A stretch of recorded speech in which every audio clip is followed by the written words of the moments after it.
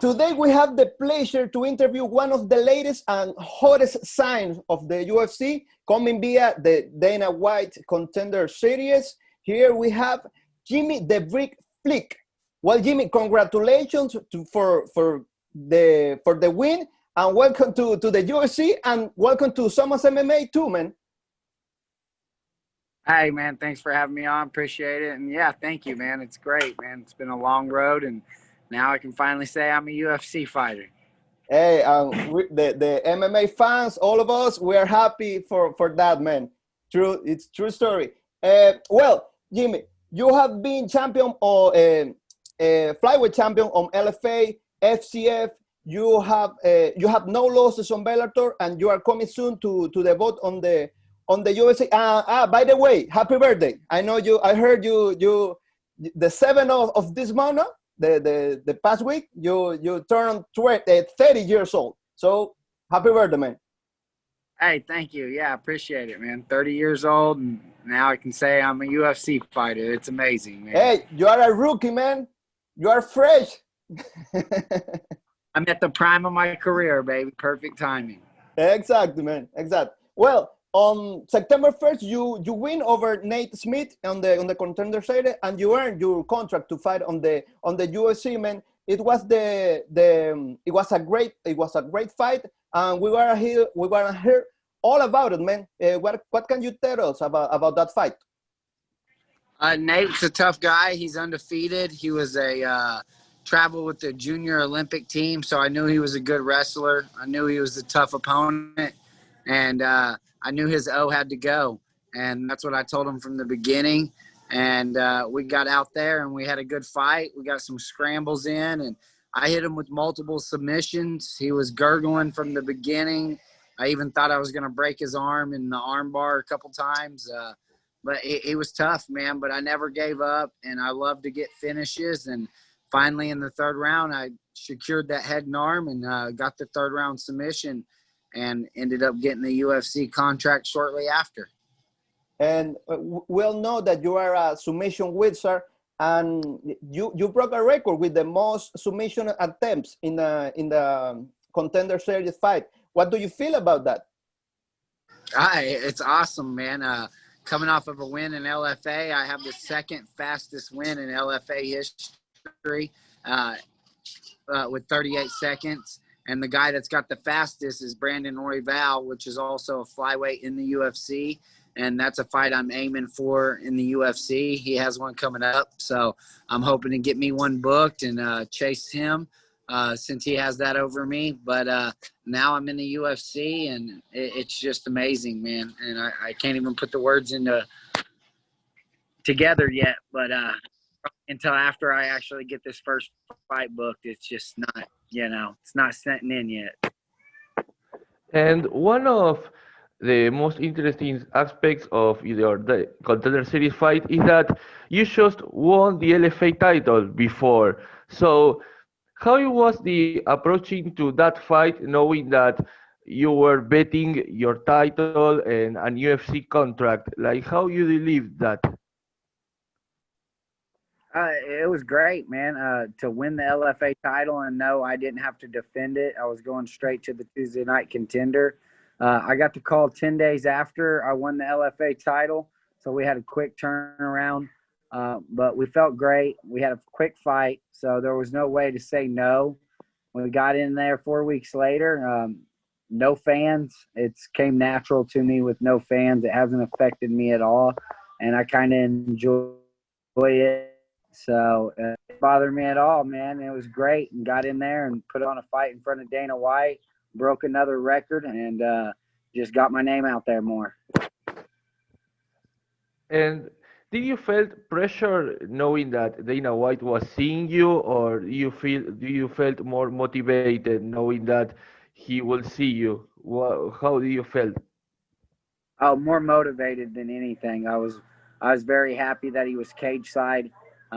That's always been my dream, to fight in front of Dana, to make Dana happy, and then to see the way he acted after in between rounds and during my fight was pretty cool. So I know I kept him entertained, and that's the plan going into my UFC fight, is to keep him entertained. That's the main guy that I need to keep excited, keep entertained, and I'll keep my job guaranteed. Jimmy, and do you think anyone on the 125 pound division have your quality on the grappling on the ground? No, honestly, I don't. I think my wrestling and my jiu-jitsu, like I've been telling everybody, I got the Khabib wrestling and I got the Damian Maia jiu-jitsu, and I've got really good stand-up. That's why they call me the brick. It's because my game's solid all over like a brick, and I'm ready to prove it in the UFC. I proved it on the LFA stage. I proved it on Tuesday Night Contender. Now it's time to prove it in the UFC, and we're just waiting on that opportunity to get that first fight booked, and then just keep building and building from there.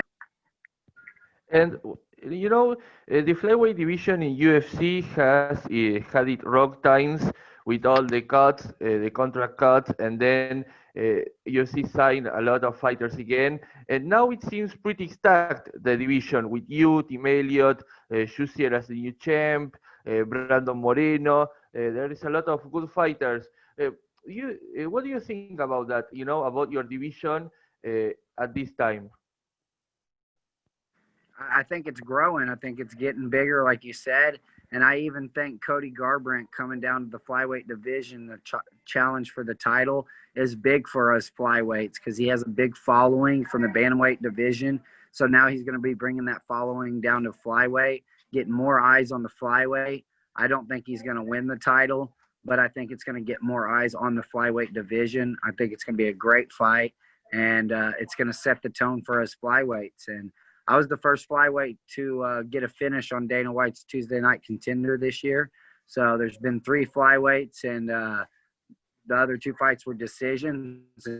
And I just told Dana, I like to finish, and that's what I'm going to do. And when I get to the UFC, that's my plan, is to finish all the flyweights they put in front of me. In your interview, post-fight, you touch everyone hard with your words, man. And I want to know how it was to keep you focus on your way to your goals, beside all the things happening on your personal life. It's tough, man. It's very tough. But growing up the way I grew up and growing up not having a lot of stuff is what really motivates me in the morning.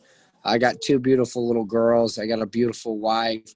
I have a full-time job that actually takes care of me, that provides for my family. I don't even have to fight, honestly. I'm taken care of. My family's taken care of. I own my own house. I own 2.5 acres. We have land. We're solidified, man. But it's my dream, and my dream is to give girls more, to get more than whatever I had in my life, and to never have them have to worry about anything, not getting the water cut off, the electric cut off, brothers and sisters having stuff and not having stuff. It just really motivates me. And my brothers and sisters, some of them are still doing bad in life right now. So it motivates me to just keep doing good, to show people that, not everybody takes the same road, and you have options. You just got to pursue them. And that's what's motivated me every day. I wake up at 4 or 5 o'clock in the morning to go train before work, and then I train after work. So there's days when I wake up and come home, I don't see my little girls. They're asleep when I wake up, and they're asleep when I get home. So I miss a lot of time with them. That's why I make it mandatory to do stuff with them after the fight. And I guarantee them that we're going to, whether it's go to Build-A-Bear or we go and buy a big toy is usually what we do. That's why this time it was Build-A-Bear. So I just want to do more than what I had growing up. And I don't want these little girls to ever have to worry about anything. May I ask, which is your full-time work, man? I work in the plastic industry. I operate a big, huge CNC saw. It's a machining saw, and I cut material all day, mainly plastic. So we've been super busy during the pandemic, and cutting shields and making face masks. And and that's what I do full time. And it's a 8 to 4:30 job, and they actually sponsor me. So they let me off when I need to take time off for training and cut my hours back for me. So that's why I really, appreciate my job, because I've been there for 5 years now, and that's half the time I've been pursuing my career as a professional. And they've been behind me. They've let me off work, and I've took a fight on 24-hour notice. And they let me take off and go take that fight. So my job, Tulsa Plastics, is a big supporter of mine. Man, you are a really example, man. We really look up for you, man. And the last question for me is, who gives you your nickname, man? Who put you the brick? Say, I honestly, I don't even really know who gave it to me. We were just kind of talking and figuring things out about what kind of nicknames we would have. And my brother was Danny Slick Flick. And then we had somebody mention the brick, and it just kind of fell into it with, you know, like you said, my game's solid all over like a brick. So then we went with Jimmy the Brick Flick. Nice. It's set up perfectly to you, man. Second. My last question is, how important do you think that your example will be for other kids that sports are the way to pursue a better life? And how important it is for you that to MMA to spread not only as a show, but as a way to improve someone's life for the money or for a well mental health. What do you think about that? Yeah, that's my dream, man. I want to go and talk to kids at schools and explain my story, explain the way I came up, and try to help these kids and motivate them. When I was a kid and I watched people come in and talk, and that's what I used to motivate me, because I knew what was going on back at my house. It's always been going on since I was a kid. And I've always told my family I was going to make it. I didn't know what I was going to make it in, but I was going to make it. When I was younger, it was football, and then it was wrestling, and then it became MMA, and that's what it is. And I said I was going to make it, and now I can say I made it. And I'm the first one from Sand Springs, Oklahoma. We're a little bitty town here in Oklahoma, not a big population, and we're outside of Tulsa. We have a few fighters from Tulsa that's ever made it to the UFC, but not Sand Springs. So I want to talk about my story. I want to tell my story. I want to mentor kids. And when my career is done, that's when I plan on opening up a gym. I've tried to do it early in my career to open up a gym and mentor these kids and tell my story, but it was too soon, and it kind of put me on a little setback, and it was too hard to do. So now I just want to pursue my career and tell my story. And then when it's all done, I would love to, you know, go do interviews and tell my life, tell my story, and motivate these kids and just give them a reason to keep pushing. All right, man. Thank you very much, Jimmy. It was a very, very nice interview. And believe me, I personally understand what is having 2-3 jobs for trying to pursue your dreams and your goal. But we are happy to have you here in Somos MMA, man. Thank you very much. Hey, thank you guys. I appreciate it, man. Y'all have a good time. Gracias por visitar Somos MMA en YouTube. No olvides suscribirte a nuestro canal y activar las notificaciones para seguir disfrutando de nuestro contenido.